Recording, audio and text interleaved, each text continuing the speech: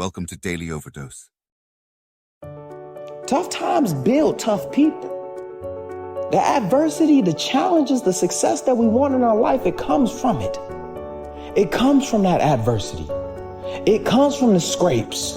It comes from the bruises. It comes from the moments where you said to yourself that you didn't think that you were going to make it, just for you to make it through the situation and not even realize that you just overcame that. It comes from that. That just because shit gets hard, like just because things don't go your way, doesn't mean that you quit. You quitting is a contradiction to your very existence, because you weren't born a quitter. In 2014, I was executing a training exercise with my team. A simple exercise that we had all done. And a part of that exercise is the completion of an obstacle course. Now, like I said, we had all done this before.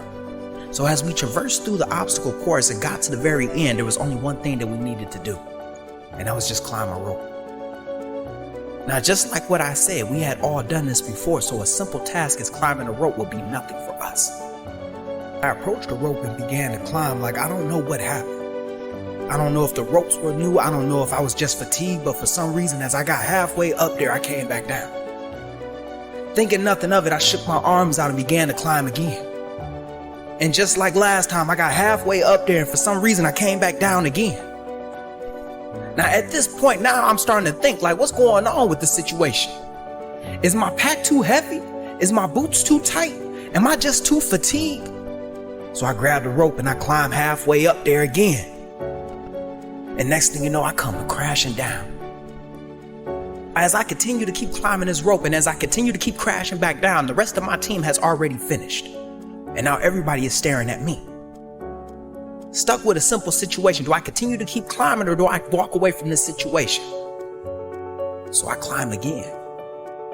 And each time that I climb, my hands, they get tight. Each time that I climb, my hands, they get blistered. Each time that I climb, I come crashing back down.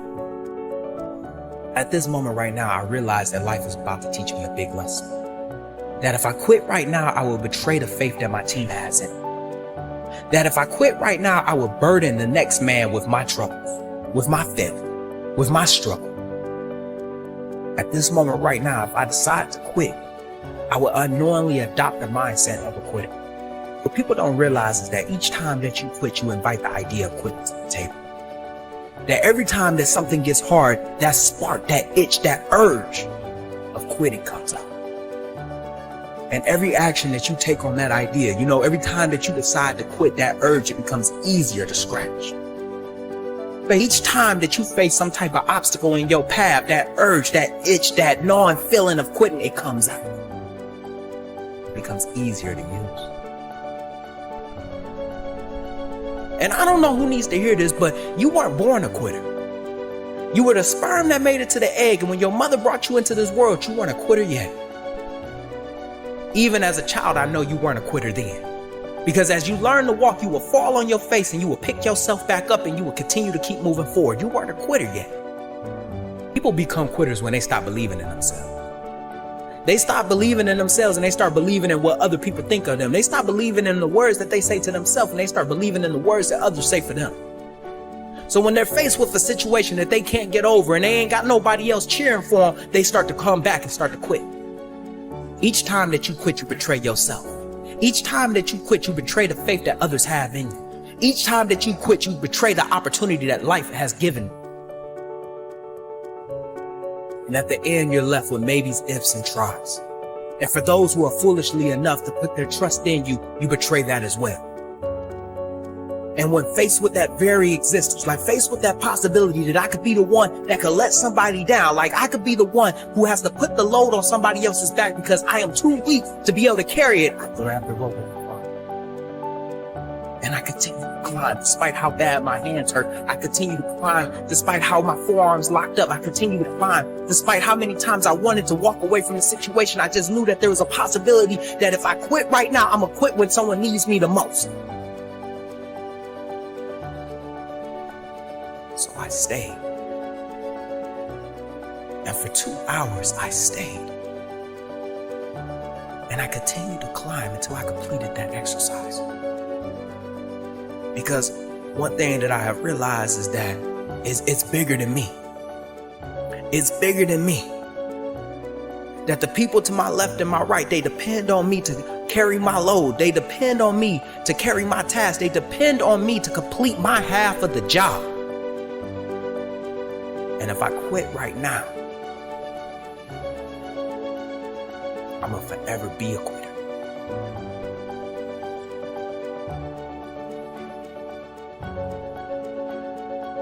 I know we've heard it before. Tough times build tough people. Hard times build hard people. However you want to spin it, one thing is for certain is that adversity will never be in your favor. Adversity is supposed to test you. Adversity is supposed to test the things that you should have been preparing for. So when you encounter a situation that's not in your favor, this is a test for you. This is the moment where you finally put the skills that you have been honing, the talents that you've been working towards, the hard work that you have been putting the time into. That is what the adversity is for. And if you are able to overcome it, you come out a better version. It's never supposed to be in your favor. And the sad part is that a lot of us, we will spend our lives avoiding adversity because it's hard. We will spend our time trying to avoid the adverse situation because we just don't like the way that it fits on us right now. We don't like the way that it's looking right now. We don't like how it's about to go right now because we know deep down that we're not ready for it. But I'll be the first one to tell you that you will never be successful. You will never be successful if you spend your time avoiding adversity. If every time that you're faced with an obstacle, every time that you're faced with some type of challenge and you avoid it, you can't get mad at the fact that you're not successful. You can't get mad at the fact that you're not a better version of yourself. You can't get mad at the fact that everyone else around you is moving forward in their careers, in their life, just becoming a better version. You can't get mad at them for that. Because every time that life gives you a lesson, you showing up absent. You don't want to take the test that life is trying to give you. You just want to put in the time, but then when it's time to test out, you don't want to work towards that. Adversity ain't supposed to be in your favor.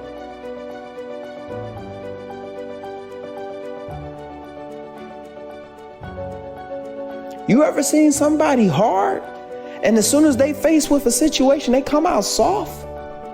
Like, you ever seen somebody come out different than how they went in? That's because the adversity beat them. And because the adversity beat them, they don't want to bounce back. They don't want to move forward. Adversity builds resiliency. And I don't think a lot of people understand is that resiliency is the thing after the adversity. You can't say that you bounce back from a situation if you're not moving forward. You can't say that you came from rock bottom if you still at rock bottom because you're afraid to move forward because you know life gonna knock you back down again. Let me rephrase that. You're afraid that life will knock you back down again. When you see somebody celebrating, it's because of the things that they overcame. That's why they're able to celebrate.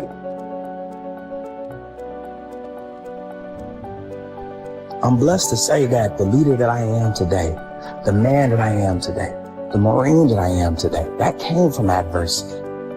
That came from the trials and tribulations. That came from the obstacles that are not in my favor. So when it storms, I'm not worried. You ever seen somebody in the midst of chaos and they're calm? That's because they're used to it. They've overcame so many obstacles that were never in their favor that when something doesn't go wrong, they don't freak out, they don't trip. Adversity builds us for the version that we want to become. If you want to become a better version of yourself, you have to seek out challenges. You have to seek out obstacles. You have to be prepared to test yourself. Because if you're not, you will never become the version of yourself that you're supposed to be. Mundane. Don't stay in the messy. Don't stay in the madness, but make room for the miracles. We get so caught up in the mundane that, man, where's the magical? When we were kids, it was like, can we play? No, but you got to clean your room. But then can I play? Remember, we were always looking for magic. When I went to Disneyland as a 7-year-old and I saw Tomorrowland, Frontierland, and I saw all these different lands, and I saw Mickey Mouse up close, Donald Duck up close, the fireworks show at 9:30 at night. My life changed. It was all about a different perspective. From Compton, California, and the things I saw there, going to Disneyland, it was literally only like 40 miles away. 40 miles away, I was about to have a life change. It's another vantage point. And we've heard it before. Mindset is mind to set. Your mindset is mind to set.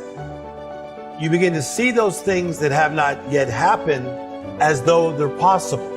Because then you get the miracle mentality. All of a sudden you're thinking uncommon, not normal, not regular. Before I became great friends with Oprah, I saw myself being great friends with Oprah. So when we started talking a lot, it didn't throw me off. I've envisioned these conversations. I saw it before it even happened. It's a destiny, it's a faith, and it's the power of the imagination. When Robert Downey was working on some of his projects, he did not see Iron Man coming. You never know when you will become a superhero. And that's the beauty of life. You can go from being challenged, having difficulties in your life, wondering if you're going to be stuck in that same place, to the next thing you know, you are soaring in places that you could only have imagined. I simply align myself and then I cooperate with what life is asking me to do. So the book, The Miracle Mentality, teaches you how to get through the mundane, the messy, the madness in all areas of your life and embrace this miraculous life that you've been called to live.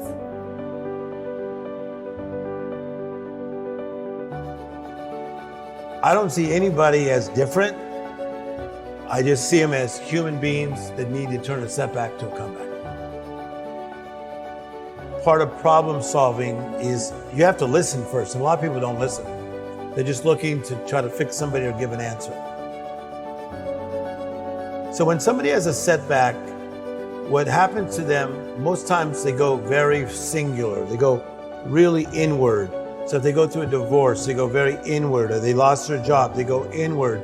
Anxiety or depression, pandemic, they go very inward. But when you have a setback, the first thing you got to do is you got to become awake.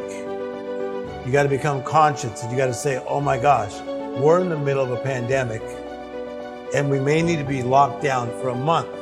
A month turned into another month and then to over a year, right? So number one, become awake. Secondly, you have to take inventory. Where am I financially? Where am I with my job? Where am I with my mental health? How's this world doing? But here's a powerful thing. You have to partner with the right people. I feel that a lot of people, when they have a setback, they don't have the right people to partner with. So that's what I always wanted to become, and that's what I became. I wanted to be the person that somebody could link hands with and say, come on, Tim Storey. You may not know everything, but you know how to get people from a setback to a comeback. When you partner with the right people, that means you're going to probably have to eliminate some people that are not the right people. And this is what I see with a lot of people that are in a setback. They need to cut some people back. And I say this about the power partnership. You have the acquaintance, which is the person of, we just know each other. Secondly, you have the partner that's more intimate. And then the third level is what I call the green room. The green room is that place that you go to that you are allowed to invite who you want in that green room. But they better be people of power, people of substance, people of a similar mindset and a mood set and motives that really strengthen you. Mindset to me is it's a perspective, it's a point of view, it's another vantage point. It's about in the midst of the mundane, the mess, and sometimes the madness that we can get back to magical living. I think you got to prosper where you're planted. Like if you are a freshman in college, prosper where you're planted. Don't always be looking at what I'm going to do when I'm going to graduate. Be in your freshman year. Be present in your sophomore year. Be present in your junior year. Present in your senior year. So as you prosper where you're planted, you're going to love this. And you build your spot. Life will put the spotlight on your spot. What I teach is that we all have what I call life interruptions. An interruption is a disturbance. You've had them, I've had them. It could be when somebody's young and they get ill, or in this case, my father passed. So it's a life interruption. And then when most people have that life interruption or setback, they don't know how to get out of it. And so that's one thing that I think created a calling in me, that I wanted to help more people that had life interruptions find a way up and out. I'm inspired by the little things in life. I have this saying that miracles are either coming or going at all times. My last book is called The Miracle Mentality. And to have a miracle mentality is to look for the extraordinary, look for the unusual, look for the uncommon. That inspires me. So I'm inspired by butterflies. I'm inspired by great conversations with Quincy Jones. I'm high on life. I really enjoy life. What a privilege to live. I'm living this life that is different, better, more magical. And every week of my life, I really go back to the innocence of my childhood. I go back to Motown music, the Jackson 5, Stevie Wonder, Smokey Robinson, because it clicks me back to little Timmy from Compton. Mindset is a different perspective. And that perspective, from what I understand, it doesn't just, change your vantage on the world, your perspective, but it can shift how you show up. You begin to see those things that have not yet happened as though they're possible. A lot of people, they just think about manifesting something, but in the law of the harvest, I teach you got to plow the ground, you got to plant the right seed, then you got to water the seed, which is repetition, and then you'll reap the harvest. And I feel that some people, they get really frustrated in the plowing, the planting, and the watering, but they don't realize that payday's on its way. Prosper where you're planted. Life will put the spotlight on your spot.